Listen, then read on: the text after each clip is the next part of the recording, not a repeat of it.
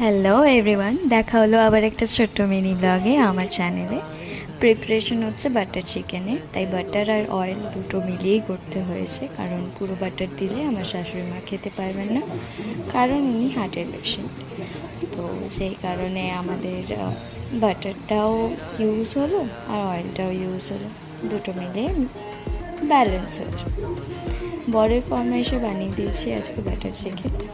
গান চালিয়ে নাচ করতে করতে আজকে সকালের লাঞ্চটা কমপ্লিট করে ফেললাম, বানানো হয়ে গেছে আর কি।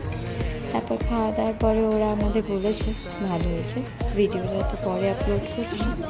গন্ধ আরোমা খুব সুন্দর বেরিয়েছিল, নিজে খেয়ে নিজেই প্রশংসা করছি এই আর কি। না না, ভালো হয়েছিল সত্যি, তোমরা ট্রাই করতে পারো, খুব ভালো হয় বাটার চিকেনটা। সবসময় তো একরকম খেতে সবার ভালো লাগে না। এই হচ্ছে আজকে আমার দিন। বাই, টাটা, ভালো থেকো সবাই।